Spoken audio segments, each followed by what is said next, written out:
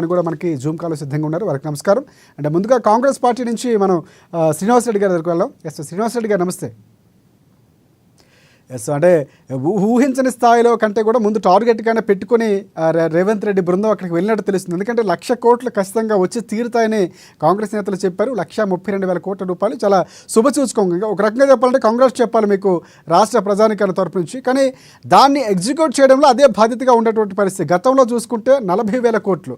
So అంటే 10 ఏళ్లలో ఎప్పుడూ రానటువంటి ఒప్పందాలు మేము చేసుకున్నామని చెప్పారు. ఈసారి 3 పెరిగాయి. సో దీనికి రేవంత్ రెడ్డి గారికి సంబంధించినటువంటి ప్రణాళికలు ఎలా వెళ్ళారంటారు? మీరు ఏ విధంగా స్పందిస్తారు అసలు?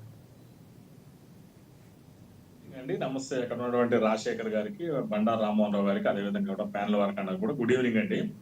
ఇప్పుడు రేవంత్ రెడ్డి గారు అయితేంది, ముఖ్యమంత్రి రేవంత్ రెడ్డి గారు, అదేవిధంగా ఐటీ శాఖ మంత్రి దుద్దిల శ్రీధర్ బాబు గారు కూడా వాళ్ళ ఆధ్వర్యంలో టీము దాదాపు ఒక 10 రోజుల పాటు, అదేదో మలేషియా అయితేంది, సింగపూర్ అయితే స్విట్జర్లాండ్ దావోస్ లో కూడా పర్యటన చేయడం జరిగింది. దాదాపు 10 రోజుల పాటు పర్యటన చేయడం జరిగింది. అదే విధంగా లాస్ట్ ఇయర్ కూడా ఏదైతే ముఖ్యమంత్రి అయిన తర్వాత 2023లో కూడా అదే విధంగా మరి రేవంత్ రెడ్డి గారి బృందం కూడా వెళ్ళడం జరిగింది.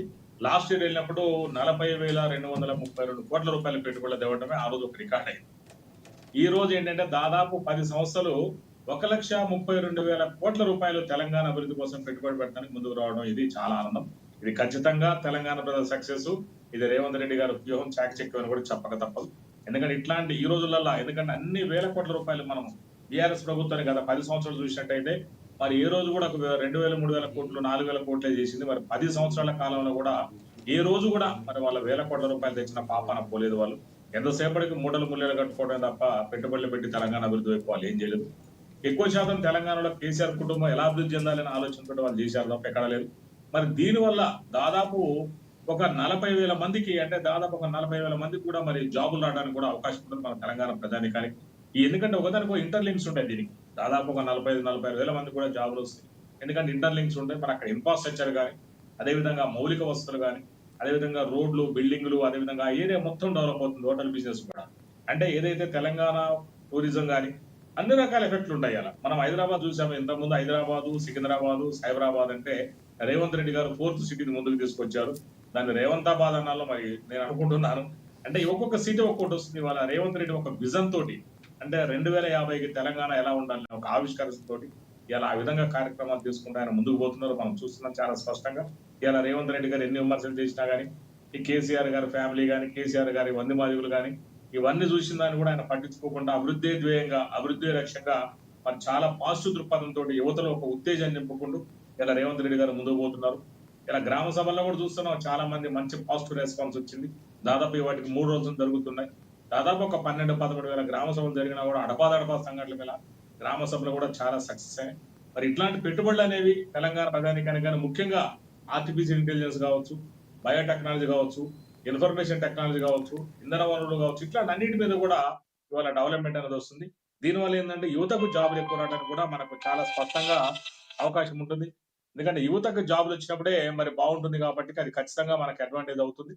దీన్ని ఈ విధంగా ముందుకు తీసుకోవడం జరిగింది. మీరు లాస్ట్ టైం కూడా చూసినట్టయితే మరి చాలా కంపెనీలు ఏదైతే రేవంత్ రెడ్డి గారు లాస్ట్ ఇయర్ తీసుకొచ్చిన వాటిలో కూడా చాలా వరకు కూడా వర్క్ చేయడం కూడా మొదలైన చాలా స్పష్టంగా చెప్తున్నాను నేను.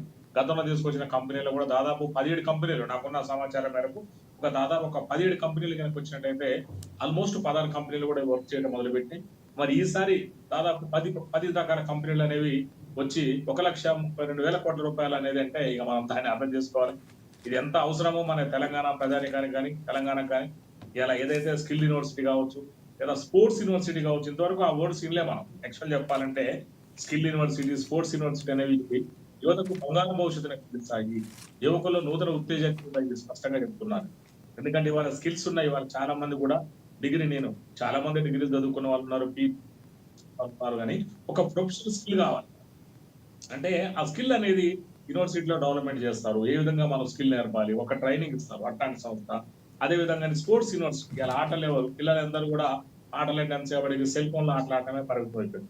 మా బాల్యంలో ఉన్నప్పుడు మేము గ్రౌండ్ లో ఆటలాడుకునేవాళ్ళం. ఇప్పుడు ఆటలు అంటే ఏంటి, గేమ్స్ అంటే సెల్ ఫోన్ లో ఆడే పరిస్థితి వచ్చింది. అలా కాకుండా ఇవాళ ఒక యువకుడు శివసేన రెడ్డి దగ్గర ఉన్న ఒక యువకుడిని కూడా స్పోర్ట్స్ అథారిటీ ఆఫ్ తెలంగాణకు చైర్మన్ గా పెట్టి ఇవాళ ఆయన కూడా చాలా స్పీడ్ గా ముందుకు పోతున్నారు. అంటే ఏంటంటే ఒక ఊపు తీసుకురావాలి ఇవాళ తెలంగాణ యువతలో కానీ, రైతులలో కానీ, నిరుద్యోగులు కానీ ఒక ఊపు తీసుకొచ్చారు ఆయన. వచ్చిన ఒక 13-14 నెలల కాలం ఉన్న రేవంత్ రెడ్డి గారు చాలా విజన్ తోటి ముందుకు పోతున్నారు. ఆయన యువకుడు కాబట్టి ఏంటంటే ఆయన ఆలోచన విధానం కూడా ముందు చూపు తోటే ఉంది. డబ్బును చూసే కేసీఆర్ గారి ఆలోచన విధానం కానీ ఆయనంతా మందు చూపే తప్ప ఎక్కడ లేదు. వాళ్ళ ఫ్యామిలీ బాగుపడే విధానం చేశాడు తప్ప మరి ఇలా తెలంగాణ డెవలప్మెంట్ ఎక్కడ లేదు. ఇలా కేసీఆర్ గారి కుటుంబం దాదాపు ఒక సంవత్సరం అధికారం లేకుండానే ఇవాళ తట్టుకోలేక ఏదైతే గ్రామ సభలు ఎలా ఫెయిల్ చేయాలి, ఎక్కడ గొడవలు ఎలా లేపాలి అని వాళ్ళందరికీ ట్రైనింగ్లు ఇచ్చి మరి ఇలా చేసే పరిస్థితి మనం చూస్తున్నాం. కానీ రేవంత్ రెడ్డి గారు కానీ మరి ఆయన మంత్రివర్గం కానీ ఇలా చాలా చురుకుగా పనిచేసుకుంటూ, నేను చాలా స్పష్టంగా వాళ్ళందరూ ఏమంటే తిరుగుతున్నా కాబట్టి రోజుకి 17-18 గంటలు పనిచేస్తున్నారంటే నాకే ఉండరనిపిస్తుంది. వాళ్ళు అంత ఓపికతోటి అంటే అభివృద్ధి ధ్యేయంగా, అభివృద్ధి లక్ష్యంగా వీళ్ళందరూ పనిచేస్తున్నారు. ఎందుకంటే తెలంగాణ ఏదైతే 10 సంవత్సరాల కాలంలో డ్యామేజ్ అయిందో దాన్ని చిన్నగా రిపేర్ చేసుకుంటూ మరి అభివృద్ధి కానీ సంక్షేమాన్ని కానీ రెండు కళ్ళలాగా ముందు తీసుకుపోతున్నారు. ఇట్లాంటిది ఏదైతే పర్యటన ఏదైతే ఉందో మరి రేపు మార్నింగ్ రేవంత్ రెడ్డి గారు కూడా మన తెలంగాణ ప్రజలకు ఘన స్వాగతం చెప్పాల్సిన అవసరం ఉంది. ఎందుకంటే 1,32,000 కోట్ల పెట్టుబడులు అంటే మరి మామూలు మాట కాదు. మన బడ్జెట్ 2,90,000 కోట్లు, మరి దాంట్లో అంత పెట్టుబడులు వస్తున్నాయంటే ఎంత మనకు డెవలప్మెంట్ ఉండాలి. ఇవాళ పెట్టుబడులు అనేవి చాలా అవసరం.